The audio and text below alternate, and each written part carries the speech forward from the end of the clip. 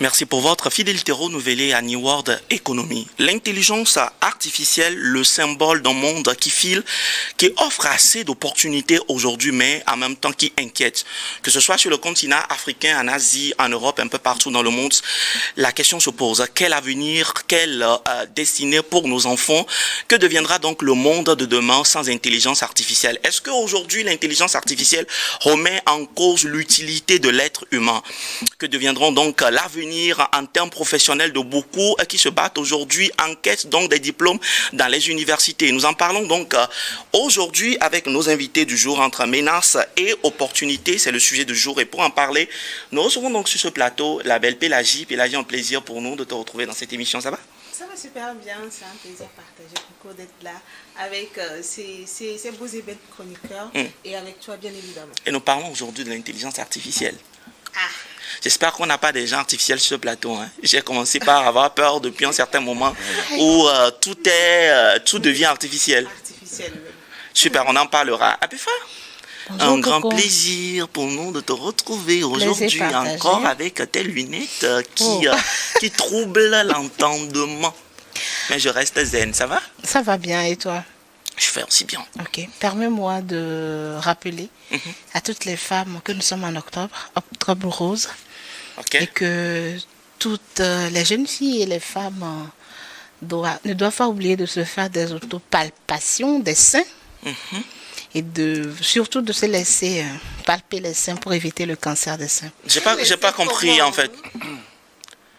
Non, Apifa, quand tu commences, il faut poursuivre les téléspectateurs sont là, se laisser palper les seins. J'ai juste demandé 1 minute. Alors, Oui. on continue les Non, il faut qu'on comprenne avant d'entamer le sujet, de se laisser palper les seins par qui? Coco, nous sommes en octobre. Oui. Et le mois d'octobre est dédié. Apifa, qui palpe les seins? La question elle est simple, qui palpe les seins? Bah, moi-même, je peux me palper les seins. Je peux aller de se laisser palper les seins, on pourra aller dans une clinique et demander à des infirmières de palper les seins pour voir s'il n'y a pas éventuellement de petites tumeurs, de petits grumeaux qui y sont cachés. Et commencer par les traiter en même temps pour ne pas se laisser à ce danger, à ce désastre du cancer des seins. Heureusement que nous avons également sur ce plateau un homme, on va dire un responsable père de famille qui a peut-être l'expertise dans la dimension de palper les seins, je ne saurais le dire, mais je laisse plutôt la parole à Mance de se prononcer. Mance, comment tu vas? Ça va très bien. Ça te dit quelque chose quand on parle de palper les seins? Non, pas forcément ça, mais Octobre Bon, Rose. non, mais tu vas pas me dire que ça ne... Octobre Rose, c'est le mois consacré à la lutte contre le cancer du sein. Donc, c'est le moment de rappeler à toutes les femmes, comme Apifa vient de le dire, au diagnostic. Et comme elle l'a dit, l'une des premières choses, c'est l'autopalpation. Oui. Et la deuxième chose... Voilà, ça c'est l'une des choses. La deuxième chose, c'est d'aller consulter. Et n'oubliez pas, novembre, c'est novembre bleu aussi. J'espère que quand on sera en novembre, vous en parlerez avec autant d'enthousiasme et d'engouement. Voilà. Attends novembre, voir si on en parlera. Voilà, c'était une parenthèse. Alors, on ferme cette parenthèse parce que c'est Apifa qui nous met sur un chemin. Dieu seul sait en réalité là où on était en train d'aller, mais on revient en réalité sur le sujet du jour. Nous parlons donc de l'intelligence artificielle entre menaces ou opportunités. Pélagie, tout de suite, quand on parle de l'intelligence artificielle aujourd'hui, est-ce que pour toi, c'est un sujet, je ne vais pas parler de phénomène, mais est-ce que pour toi, ça devient inquiétant ou c'est une opportunité en fait que nous devons réellement saisir et que nous ne saisissons pas assez? Tout dépend de qui l'utilise ou de qui en fait usage, tout simplement. Parce qu'aujourd'hui, l'intelligence artificielle, c'est une opportunité pour nous jeunes. D'abord, dans nos affaires, dans nos entreprises et même dans nos études pour pouvoir élargir notre connaissance. Avant, quand il fallait chercher une information, il fallait toujours aller à la bibliothèque, fouiller dans des tonnes de livres. Mais aujourd'hui, il suffit juste d'ouvrir peut-être Gemini ou ChatGPT et puis c'est bon, quoi. On a l'information et on a encore la largesse de tourner autour de l'information et d'avoir toutes les informations autour. Alors que c'était pas comme ça avant. Et il y a ce côté-là aussi où c'est un réel danger, dans le sens où on prend aujourd'hui ma photo et puis bon, je suis ici, sur ce plateau, et ma photo dit que non, je suis quelque part là-bas, au pays, je ne sais pas, Zimbabwe, sur peut-être un éléphant, une zèbre, je ne sais pas, alors que c'est faux, je n'ai jamais été là-bas. Tu es bel et bien Lomé. Voilà. Super. Alors, on va faire un peu de la pédagogie, Mons, en tant qu'un expert dans le domaine du digital. Aujourd'hui, quand on parle de l'intelligence pour nos téléspectateurs, on fait un peu de la pédagogie. C'est déjà quoi l'intelligence artificielle? Parce qu'on en parle tellement. Et de façon très pratique, aujourd'hui, apparemment, il y en a tellement. Quand on parle de l'intelligence artificielle, est-ce qu'on peut rentrer un peu dans les détails pour permettre à nos téléspectateurs de saisir un peu la quintessence donc, du sujet? Merci Maestro. Déjà, par définition, une intelligence artificielle, c'est un programme ou une technologie informatique qui est programmée pour réagir comme l'intelligence humaine. Donc, c'est une machine qui a été faite pour réagir et faire des tâches exactement comme le ferait un humain.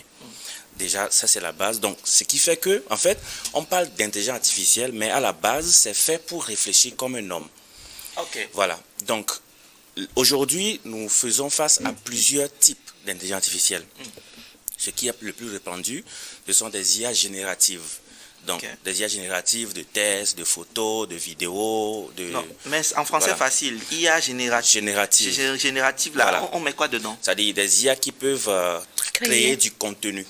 Voilà, qui peuvent créer du contenu test, comme ChatGPT, exemple, du contenu photo, comme Gemini, qui est répandu aujourd'hui, du contenu vidéo, comme Kling ou Sora, des présentations, etc., du codage et tout. Donc, dans tous les domaines, dans quel que soit le type de contenu qu'on voudrait avoir, il y a une IA qui peut automatiser la création. Mais au-delà de ça, ce qui n'est pas très répandu, ce sont ce qu'on appelle des agents IA. Voilà. Les agents IA, ce sont des intelligences artificielles, mais qui vous permettent d'automatiser des tâches. C'est-à-dire, on peut programmer une IA qui répond aux mails à votre place. Une IA qui répond à des appels à votre place. Une IA qui sonde Internet et qui, par exemple, recherche des opportunités d'emploi. C'est-à-dire qu'il répond à des appels à ma place. Oui. C'est-à-dire que je suis peut-être occupé, je ne suis pas là. Voilà. Et mais elle peut répondre. Il répond par rapport aux exigences ou à des scénarios que vous avez intégrés. Des IA, des agents qui répondent à des messages. C'est vrai que ça existait déjà avec des bots, des chatbots qui répondaient automatiquement. Mais aujourd'hui, c'est encore plus humanisé où tu peux discuter avec une IA sans... Parce qu'avant, c'est-à-dire quand tu as un chatbot, il te dit, voilà, c'est comme quand on appelle les téléphonies, on te dit pour ceci, tape 1, pour ceci, tape 2. Avant, c'était ça, des chatbots. On te présente des scénarios, tu choisis. Mais aujourd'hui, ces scénarios se passent en arrière-plan. Donc, ça dit, tu poses la question et la machine réfléchit. Et te répond par rapport à ce que tu as devant toi. Donc, ça, c'est les deux cas. Ce qui est le plus répandu, c'est les IA génératives que nous utilisons beaucoup. Mais au-delà de ça, il faut quand même que nous aventurions aussi vers les agents. C'est vrai que c'est réservé aux techniciens, mais ça peut directement s'utiliser par toute personne. Est-ce que ça ne t'intéresserait pas, par exemple, d'avoir des chroniqueurs ici qui sont des machines, par exemple? C'est une question. Je ne peux pas me prononcer pour ce n'est pas que négatif sur cette question. Voilà, tu vois. Ou par exemple, tu automatises des thèmes pour les émissions. Comment est-ce que tu vas poser les questions? À qui est-ce que tu dois poser telle question pour faire ressortir le meilleur des sujets? Tu vois, donc ça, c'est un peu les IA. Alors, avant de laisser la parole à PEFA tout de suite, est-ce que les IA, c'est en fait des robots? Oui, parce que un robot, c'est une machine. Donc, une IA, normalement, c'est un ordinateur à qui on a fait apprendre. Il y a ce qu'on appelle le deep learning. Donc, on demande à l'ordinateur, par exemple, je prends un exemple très simple. Supposons qu'on veut créer une IA générative. Par exemple, une IA qui génère, par exemple, des fruits. Donc, on présente des images de fruits, de différents fruits. On te dit, voilà, si tu vois ceci, c'est une orange. Tu vois ceci, c'est aussi une orange. Mais une orange et une pomme, il y a une différence. Donc, pour la pomme, si tu vois telle caractéristique, dis que c'est une pomme. Tu vois, donc, c'est à la base un ordinateur ou du moins un programme à qui on met des données. Ok. Voilà. Super. Alors, Apéfa, on va vraiment pousser la réflexion sur ce plateau aujourd'hui en tant que jeunes éclairés qui vivons le jour au jour et qui expérimentons pas mal de choses. Alors, pour toi, quand tu prends le temps d'y réfléchir, quand on parle aujourd'hui de l'intelligence artificielle, quel est l'agenda derrière? Est-ce que, selon toi, le but final, c'est de faciliter la vie de l'être humain, ou quand tu prends le temps de réfléchir, il y a un autre agenda caché derrière? Merci pour la question. L'intelligence artificielle, selon les définitions que Mince vient de nous donner, moi j'ai conclu que c'est vraiment pour faciliter. C'est bon, en quelque sorte pour faciliter. Je ne dirais pas vraiment. Pas vraiment. C'est en quelque sorte pour faciliter la vie de l'homme, de l'humain, mais c'est en même temps pour rendre très, très paresseux l'humain. Parce que... Pas, en fait. Oui, C'est-à-dire que... ça facilite la vie, ça facilite au point où on en devient paresseux. Bon. Est-ce que l'idée derrière, c'est de rendre paresseux l'humain, ou en réalité, c'est la facilitation qui conduit à la paresse? Justement, cette facilitation vient maintenant rendre paresseux l'humain. Donc ça voudrait dire que ce n'est pas l'intelligence artificielle en elle qui est le problème, mais c'est l'humain qui est le problème, c'est ça? L'usage qu'en fait l'humain qui le rend maintenant paresseux. Parce que mais serait plus aisé à nous expliquer ce truc-là. Quand je vais demander à Metz tout à l'heure de traiter une photo, il ira traiter cette photo avec toute sa créativité, avec tout son savoir-faire, avec son intelligence, avec son temps, avec ses émotions. Mais cette même photo, mais peut-être quand je vais envoyer la photo à Mince ce soir, il va me dire, attends, peut-être demain soir, quand j'aurai le temps, je vais le faire. Mais tout de suite, quand je vais mettre la photo sur Gemini, à peine 5 à 10 secondes, elle me dit juste génération de la photo, et puis bim, ça vient. Okay. Puis ça ne me plaît pas. Je lui dis en même temps, allez, refais. Donc, il te donne des résultats vraiment précis, impeccables. Alors, quelqu'un qui est... ça veut dire que moi, je vois que le métier de l'infographie, par exemple, entre griffes, est en danger. Ok. Parce que tout le monde renvoie ses photos pour les anniversaires où chacun va au studio pour faire du shooting et autres. Un coucou spécial aux photographes. Aux photographes, aux infographes. C'est pas pour faire peur à quelqu'un, s'il vous plaît. Mais moi, personnellement, je ne vois pas encore aller au studio. Peut-être que ça encore, sa valeur. Ça encore, son... Mais moi, je ne me vois pas aller au studio parce que toute la semaine, j'ai envoyé des photos sur Gemini et ça m'a généré des trucs impeccables. Super. Alors, je ne suis pas forcément d'accord avec ça. C'est là où, en fait, je vais en venir. Poursuis d'abord. Je ne suis pas forcément d'accord dans le sens où le photographe qui prend 2 semaines pour traiter une photo peut te l'envoyer avec des qualités, mais vraiment des qualités où on peut l'utiliser par exemple à la télé, que ce soit en 4K, que ce soit en petit format et tout, alors que quand Gemini te le fait, tu télécharges, c'est à peine si ça fait un mot. Et les gens ne s'en rendent pas compte. Ces mêmes applications-là que nous utilisons pour générer des photos, des vidéos ou encore des textes, il y a leur contre. Qui permet à ce que si aujourd'hui je veux faire un post sur LinkedIn et que je génère une photo de moi bien propre et tout et que je mets, si une personne a cette aptitude-là à détecter le faux, très vite il sait que c'est du fake. Voilà, c'est du faux et donc ça devient du m'as-tu vu, ça devient de la légèreté, alors que quand tu vas tu investis dans quelque chose, tu prends le temps de demander à un photographe ou encore à un infographe de te faire par exemple une affiche. La dernière fois, je voulais faire une affiche pour mes bougies et j'ai demandé tout simplement à Gemini de me le faire. Au lieu de Chandora, il me dit Chandura. J'ai dit non, c'est Chandora. Il dit ah d'accord. Et quand je descends encore en bas, au lieu de soutenons, on me dit soutenons là, on a enlevé au dedans. Finalement, j'aurais mieux fait de le faire moi-même ou de faire appel à quelqu'un qui sait le faire, tout simplement. Alors, là, c'est permettre, utiliser, dire que ces métiers-là ne seront plus d'avenir. C'est permettre à ce que nous vivons dans un monde où le futur est rempli de faux, d'erreurs et tout. Alors, Mance, tout de suite, pour revenir sur l'intervention donc de Pélagie cette semaine, je me suis retrouvé dans une situation où je devrais appeler une personne qui devrait envoyer une photo pour faire un dossier. Et quand on a fait appel à la personne, on doit avoir la photo tout de suite et en même temps. C'est-à-dire que dans les minutes qui suivent et tout, qui devraient suivre et tout. Et la personne, en 2-3 minutes, nous a envoyé la photo. Et quand on a envoyé, cette photo a été prise en compte. Ok. Mais derrière, on a réalisé en réalité que ce n'était pas... Le temps là, la personne ne pourrait pas se rendre chez un photographe pour aller prendre une photo. Mais quelque part, quand on entend Pélagie sur ce plateau, est-ce que l'être humain n'est pas enclin à aller vers tout ce qui est beaucoup plus facile et rapide? C'est-à-dire que j'ai besoin, oui, de la qualité, mais tout de suite. Et le fait que j'ai besoin de ça tout de suite et maintenant est plus important que oui, tu prendras tout le temps que tu vas prendre pour me produire quelque chose de qualité. En réalité, les IA, c'est le nom moderne de assistants. C'est vrai qu'aujourd'hui, on les appelle encore assistants, mais les IA, c'est des assistants virtuels.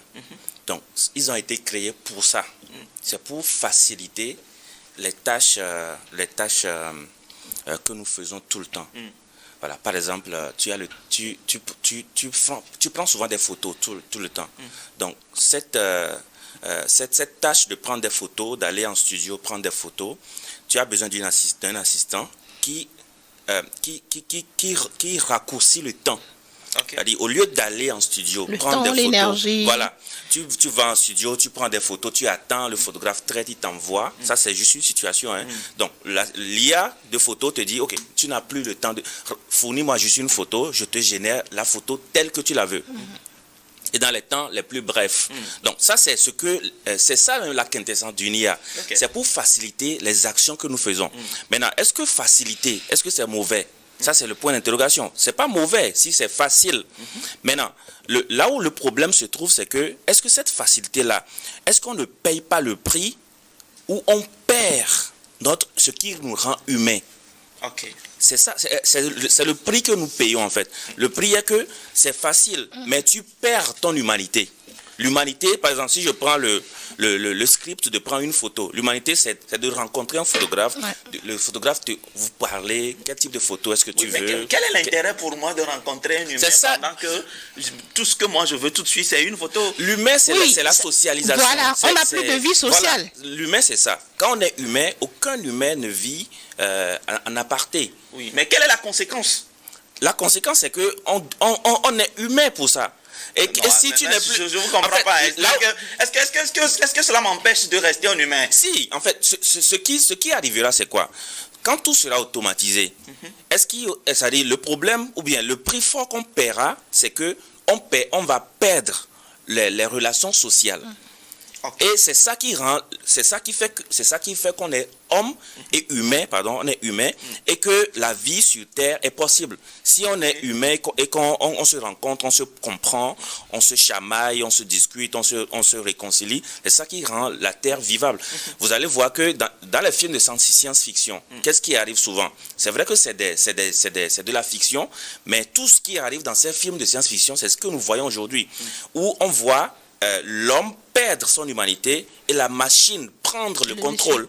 Voilà. Et quand la machine prend le contrôle, la nature est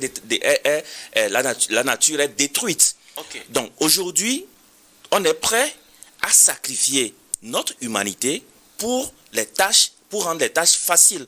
Et on ne choisit pas. Le problème, c'est qu'on ne peut pas choisir. Parce qu'aujourd'hui, même quand vous allez sur Google et que vous lancez une requête, le premier résultat qui sort, c'est le résultat d'une IA. Donc, on n'a pas le choix. Maintenant, c'est à nous maintenant de voir comment est-ce qu'on consomme ce produit-là. Parce qu'après, c'est l'homme qui l'a créé. C'est à nous de décider comment est-ce qu'on contrôle. Et encore une chose qui nous saute pas trop aux yeux, sur toutes les IA, en bas, il y a une mention. que beaucoup de personnes ne savent pas. En bas de toutes les IA, quand vous lisez, c'est écrit, cette IA peut commettre des erreurs. Ok. Vérifier toujours les informations. Il y a toujours ça, c'est écrit. Mais en réalité, surtout sur le continent, il est difficile de Bah, chercher à vérifier c'est ça, quoi que ce soit. Le ça. plus important, c'est mon objectif qui atteint et ça. puis je passe à autre chose. C'est ça. Alors, si je comprends bien au travers donc de ton analyse, l'enjeu derrière, c'est que nous sommes en train de perdre ce côté humain. Oui. Ben, c'est vrai, parce que prenons juste ce qui nous rend humains, c'est la faculté à réfléchir. C'est ce qui nous différencie des animaux. Parce que nous, on peut réfléchir. Maintenant, si je ne peux plus réfléchir pour écrire un test, c'est grave. Si je ne peux plus réfléchir, je dis, j'ai mon anniversaire. Avant, pour fêter son anniversaire, pour prendre des photos, on réfléchissait. Qu'est-ce que je dois porter comme habit, dans quel studio est-ce que je dois aller, comment est-ce que je compose mon arrière-plan, tout ça, ça a disparu. Aujourd'hui, tu demandes, l'IA t'envoie des trucs, c'est-à-dire, tu n'as même plus, c'est-à-dire, il t'envoie des propositions, tu choisis parmi, même si tu as des idées que tu lui soumets, mais après, c'est ce qu'il te dit, c'est ce qu'il te donne que tu prends. Alors, à peu près, est-ce qu'on peut aller jusqu'à dire aujourd'hui que l'intelligence artificielle, mine de rien, tue notre intelligence? Ah, bien sûr que ça tue notre intelligence.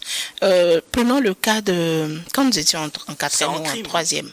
En quatrième ou en troisième, on nous enseignait les formules pour écrire des lettres, des lettres professionnelles, les différents types de lettres formelles, lettres informelles. Aujourd'hui, sur 100 jeunes, combien ont gardé encore ces formules-là qu'on nous enseigne à l'école? Il suffit, parce que tout le monde a un téléphone avec de la connexion Internet. Il suffit d'aller sur Internet et de dire, tu mets ton modèle, ce que tu veux, et ça te sort ça intégralement. Tu viens juste changer l'entête et tout ce que tu veux, et puis c'est bon. Pour faire les rapports. Des rapports, par exemple, il suffit d'aller sur Internet, demander à l'IA, je veux faire un rapport. J'ai essayé un jour. Même les mémoires et tout ça aujourd'hui. On te dit juste, mets le thème, mets ceci, mets les références, et puis l'IA te sort un rapport comme si c'est un humain qui l'a fait. Et c'est là que moi je dis que l'intelligence artificielle vient rendre paresseux l'homme. Parce qu'on ne va plus réfléchir 2 fois avant de faire certaines choses. Tu te réfères à l'IA et puis tu fais. C'est comme un copie-coller, un plagiat.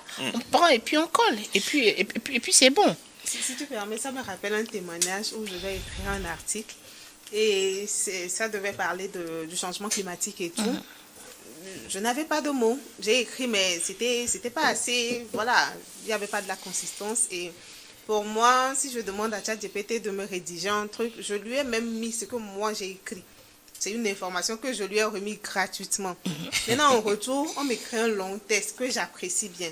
Maintenant, qu'est-ce qui se passe quand je remets l'article? Tout de suite, ça a été détecté. C'est pas toi qui as écrit ça. J'ai dit, c'est moi. J'ai voulu défendre en mode... De toute façon, le fond, là, c'est moi qui l'ai écrit. Donc, le jour-là, j'ai voulu qu'on accepte, que tout le monde accepte que c'est moi qui l'ai écrit. Mais non, c'est pas moi. Il n'y a pas ma signature. Il n'y a pas les mots que j'aime utiliser. Il n'y a pas l'énergie que je mets derrière un récit. Il n'y avait pas du tout ça. Donc, tout de suite, tout le monde savait au bureau que c'était pas moi qui l'ai écrit, quoi. Et finalement, j'ai dû avouer que c'est l'intelligence artificielle qui l'a écrit. C'était la honte pour moi. Depuis, je ne l'ai plus utilisé pour écrire quoi que ce soit parce que je ne sais pas, cela en va de ma dignité. Je ne peux pas savoir faire un truc et aujourd'hui je demande à ChatGPT de me le faire. Au lieu de me le faire correctement, il le fait mais à sa façon. Je ne sais pas comment il arrive le jour-là est arrivé à me convaincre que j'étais d'accord avec ce qu'il a écrit, mais quand ça sort, c'est pas toi qui l'as écrit, quoi. Alors, ce qu'on va faire tout à l'heure, on va revenir dans la deuxième partie de cette émission pour continuer par réfléchir autour de ce thème et beaucoup plus comment faire l'équilibre entre cette facilité qu'offre l'intelligence artificielle et le côté humain qui doit être préservé à tout prix si nous voulons véritablement construire un monde où l'existence est encore possible. On fait la pause et on revient dans la deuxième partie de cette émission. À tout à l'heure.